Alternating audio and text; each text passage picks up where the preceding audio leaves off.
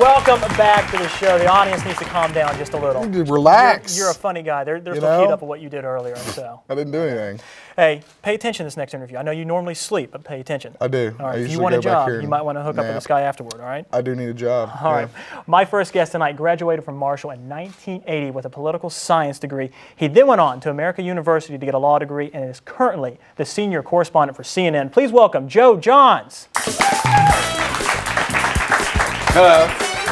Look at this guy, always ready. What's happening? Not much, this is Zippy. What's going on? What are you doing? Have a seat. Have a seat right here. Nice to be here. Look at you. So you got the microphone in the pocket. Yeah, I figured I'd just come out and... do you want to switch positions here?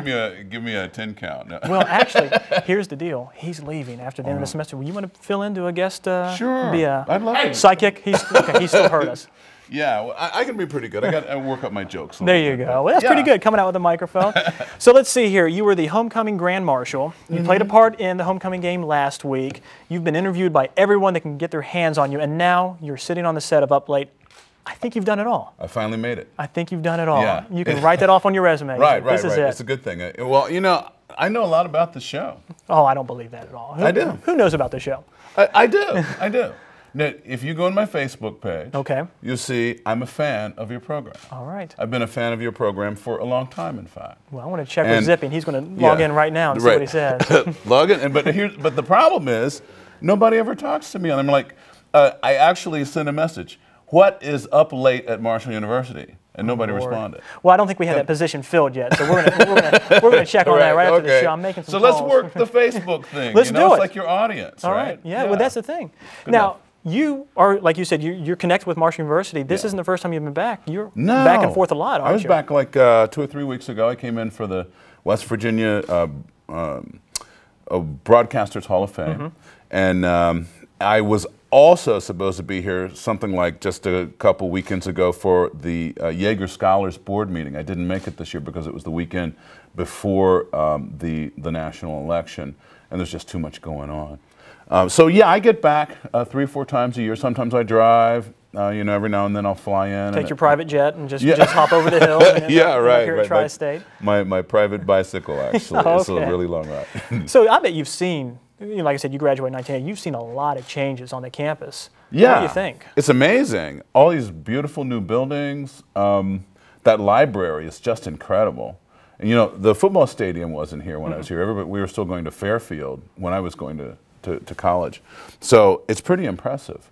And now I hear you've got a new sort of athletic center, recreation center. The recreation hall is going to be unbelievable. You were at Gullickson, right? Yeah. And you're surprised that it's still... I cannot believe that after all these years, people are still going to Gullickson Hall. What's up with that? I don't know. You made the call and said, this is... No disrespect, but come on, you know? I mean, I was in, you know... that's where I went. You know, that's where I played sort of basketball with people. Back when we had electricity, did we have electricity then? Or, no. It was just candles and it was dawn to dark. Lots of candles, exactly. So I knew John Marshall. Oh, did you really? You were roommates for a while, right? Yeah, exactly. I had hair then. Okay, well, I'm losing mine. But all right. The funny thing is, though, you know, you're back on campus a lot, you see a lot of changes, but this is the first time you're on our show. Why? Yeah. You should have come in. Just come through the doors anytime. Well, I was thinking about sort of, you know, storming the Bastille and and just coming throwing in. myself on TV, but I didn't know where you shot the show. And in fact, come to think of it, this was a studio that I think that I sort of hung out in when I was here back in the day. I think your porno magazines are still back there. Well, I don't know if those are Zippies. We need to clean that out, by the way, buddy. We have to clean that out before things get done. You were twisted. Yeah. Hey, you still got the microphone in hand. I like that a lot. So what story? I mean, you started here at Marshall, then you got your law degree. How did you end up on CNN? What happened? They take anybody? Is that what the thing is? A long and winding road. It was a dark and stormy night. How did I end up? Well, WSAZ. Spent like a year and a half there, sort of reporter anchor. Then I went to WSOC in North Carolina and stayed there a couple years. And then I went to WRC, and that was the TV, the NBC owned and operated station in Washington, D.C. I was there for a long time. And then one day I sort of stormed into Tim Russert's office and said, dude, give me a job. And he said, "Sure, we can do that." And then how I easy became, it is. Yeah, well, pretty much. You just have to sort of, first you have to get past the guards. Right. That's Right. jump in the wall. Yeah, right. And then, and so I stayed there for a long time. Then I went to CNN, many, many years later. So doing this for as long as you've done, I'm sure you've met a lot of people. What's your most memorable person that you were interviewing or had the opportunity to meet and thought, wow, I cannot believe I'm doing this as a job? Yeah.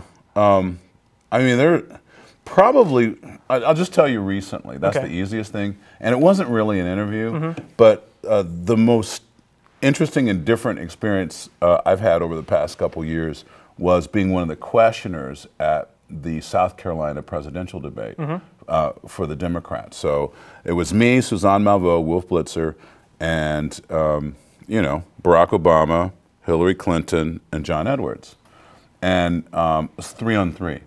So they won, but it was an amazing experience simply because of sort of trying to get prepared for the debate and trying to figure out, okay, what are the most important things we need to ask right now at this time?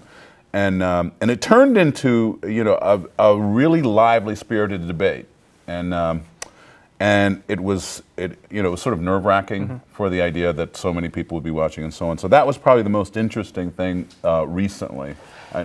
Long resume. I don't know how good you are with the vibe I'm sending you right now, but let's throw back to 2006. I got the opportunity to meet you then, and I thought I made a lasting impression on you, but you seem to have forgot about that. So thanks for coming on our show. We'll be right back. So this is an ambush. This is an ambush. How come you didn't say me? I feel bad. You should feel bad. No, we met. We were doing the special feature for the We Are Marshal DVD, and we got you on Capitol Hill there. Yeah. And you're actually on the DVD chanting, We Are Marshal. Yeah. How has that movie affected your coworkers? Because I'm sure most of them probably didn't know about the plane crash and the whole story that Marshal has. How did that happen? I have to tell you, you'd be surprised. As I travel around this country, you'd be surprised the number of people who really heard about the plane crash, knew about it, but learned so much more in the movie. I was in Columbus, Ohio when the plane crash happened. I was, junior high school. I remember the day it happened. I remember watching it on TV saying, oh my gosh, how could this happen? It's a bunch of kids.